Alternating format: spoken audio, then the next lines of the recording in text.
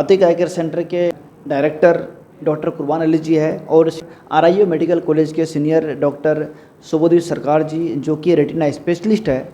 मैं सबसे पहले आप दोनों डॉक्टर शुभोदीप सरकार जी और डॉक्टर कुर्बान जी आप दोनों का स्वागत करता हूं हमारे चैनल में। इस इंटरव्यू के ज़रिए जानना चाहूँगा मैं हमारे क्षेत्र में हमारे क्षेत्र की बात नहीं, लगभग इस सीज़न में एक बीमारी चल रहा है अभी, ये आई फ्लू।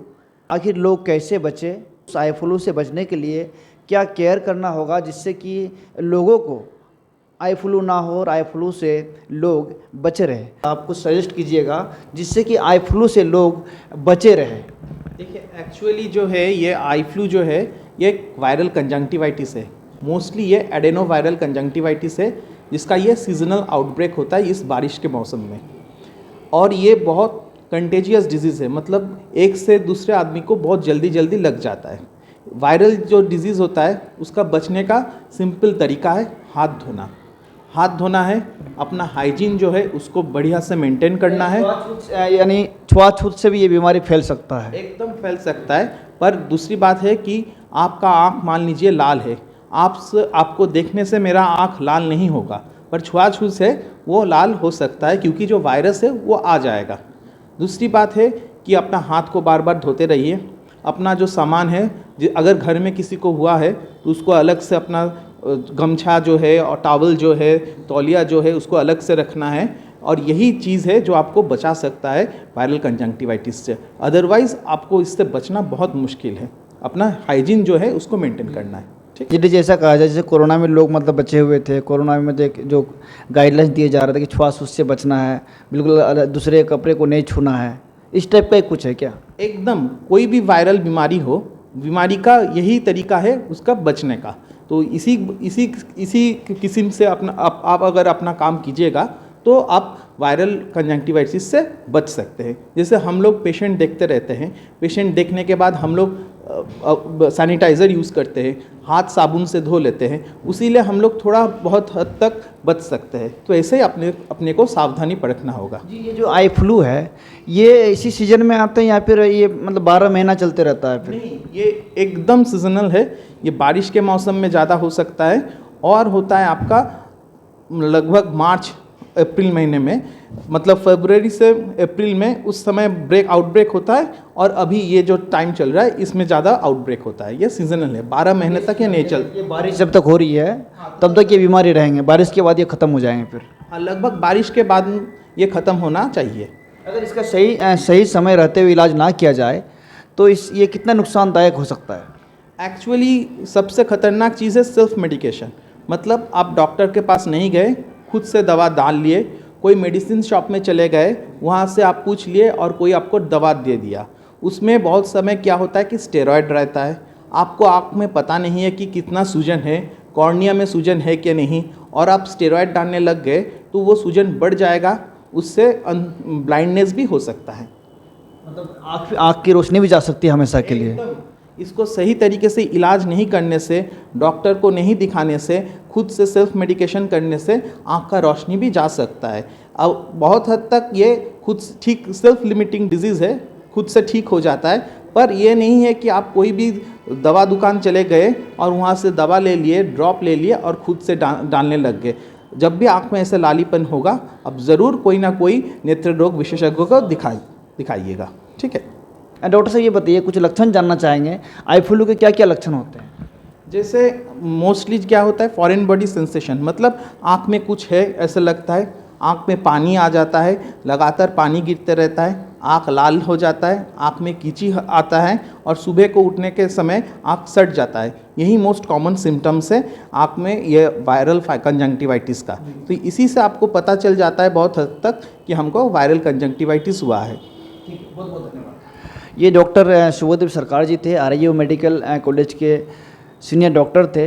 इनका मतलब कहना है कि आई फ्लू से बचा जा सकता है। कुछ सजेशन दिए इन्होंने, उसको अगर आप फॉलो करते हैं। दूसरी चीज़, बस आँख में इचिंग हुआ या फिर आँख में पानी आना शुरू हुआ, मेडिकल स्टोर में गया, मेडिकल स्टोर में जाकर जो है कोई भी ड्रॉप लिया और उसको आँख में डाल दिया, तो इससे आँख की रोशनी भी जा सकती है।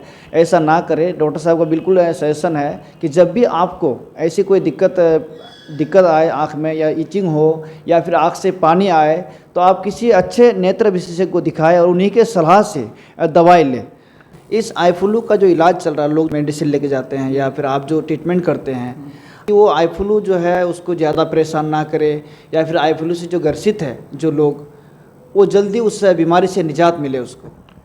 इससे निजात पाने का सबसे आसान तरीका है कि जिस बंदे को हुआ है, जिस इंसान को हुआ है ये बीमारी, वो बंदे अपने आप को आइसोलेटेड कर ले, अपने को थोड़ा सा लोगों की पहुंच से दूर कर ले, भीड़ भाड़ में ना जाए, और जब भी भीड़ भाड़ में जाए तो अपना काला चश्मा पहन के जाए, ताकि वो किसी और भी दूसरे इंसान को ये बीमारी ना फैले।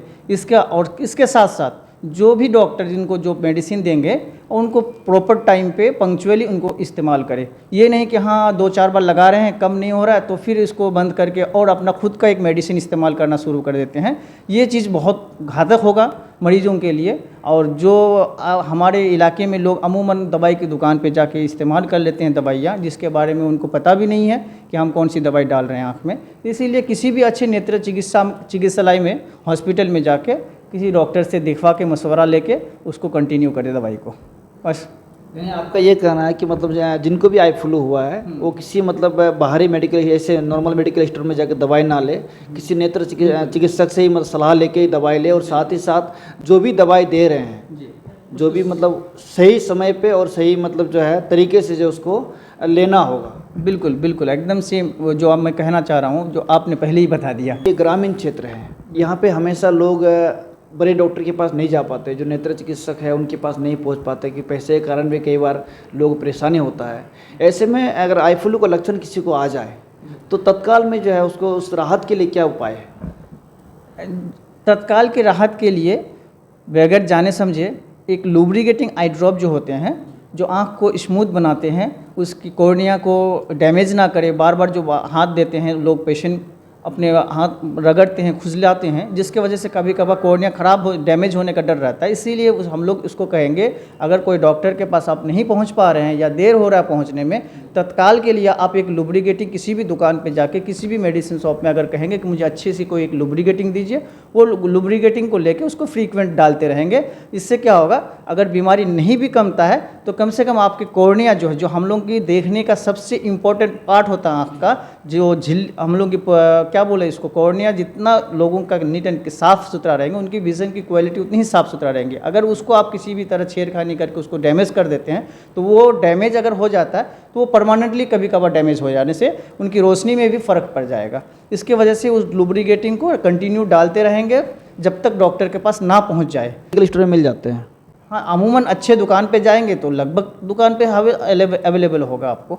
ये दुकानदार को तो पता होगा। हाँ, दुकानदार को पता नहीं होंगे तो लगभग वो कोई भी इंसान अगर कहेंगे कि हमको लुब्रिकेटिंग ड्रॉप डालना, हाँ लुब्रिकेटिंग आई ड्रॉप, मतलब ब्रांड नेम में अगर बोला जाए तो रिफ्रेश टीयर बोला जाएगा, ठीक है। इसके बाद आपको अच्छे कंपनी में रिफ्रेश टीयर्स मिल जाएंगे इस ये नेम का। उनके बाद आपको मिल जाएगा एक एक्स्ट्रा लूब नाम से माइक्रो का ही दवाई आते हैं। बहुत सारे ऐसे कंपनियां, बहुत सारे कंपनियां अपने अपने लुब्रिकेटिंग को इस्तेमाल करते हैं, टीयर्स सब्स्टिट्यूट भी इसको कहते हैं। तो आप वो कोई भी दुकानदार को जाके कहेंगे तो वो इस्तेमाल कर सकते हैं उसको। ठीक है, बहुत बहुत धन्यवाद डॉक्टर साहब आपको। आप चैनल वालों का भी बहुत बहुत शुक्रिया कि इस फ्लू के समय में आके हमारे हॉस्पिटल पे आए और लोगों को जागरूक करने के लिए एक पहल किए। और हमारे यहाँ पे आज बहुत सीनियर डॉक्टर RIO के सीनियर डॉक्टर साहब आए हुए थे अतिक आई केयर सेंटर में, और इनके भी बहुत मूल्यवान या कीमती कुछ वर्ड शब्द या सलाह मशवरा जो दिए, उसके लिए इस मशवरे को आप लोगों तक पहुँचाइए। बहुत बहुत शुक्रिया।